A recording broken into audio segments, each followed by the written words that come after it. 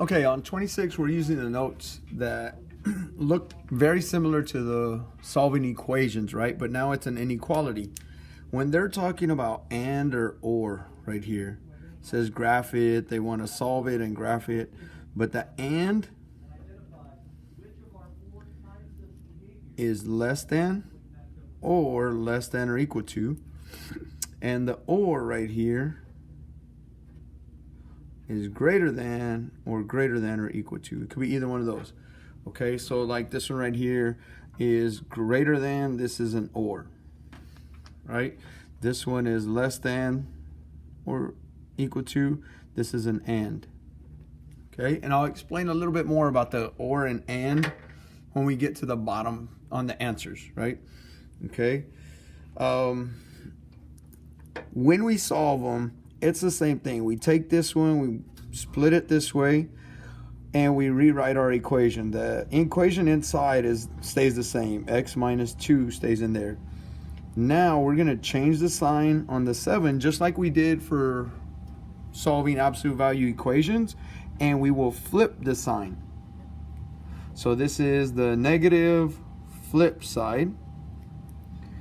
Over here is the positive, just normal side.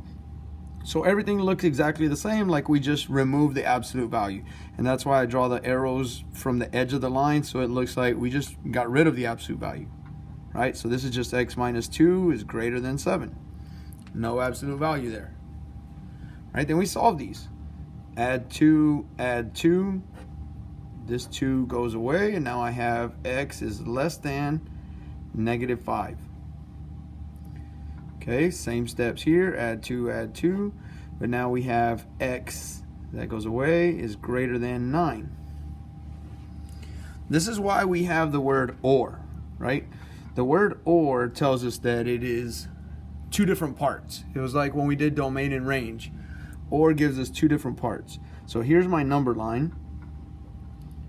I have negative 5 here. And it says x is less than negative 5. So negative or less than negative 5 is this direction. So it's every number over there. Or greater than 9. So if this is 9, every number to the right of 9.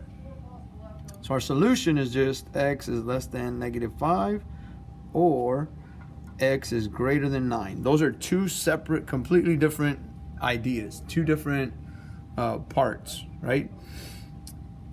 When we're doing the and, the process is the same.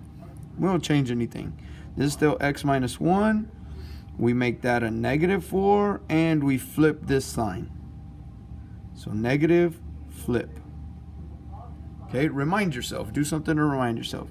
Then I write it over here, and I write it exactly the same. X minus 1 less than equal to 4. Okay, solving it is just following basic rules of algebra.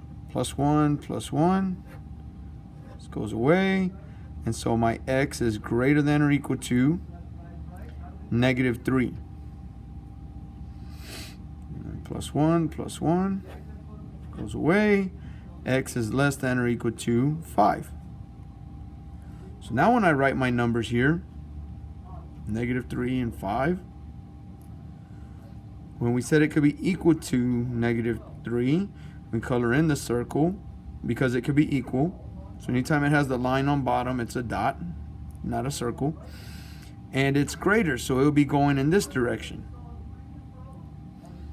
And then it's less than 5 or equal to 5. So I can color that in, and it goes in this direction. So instead of arrows, it's both.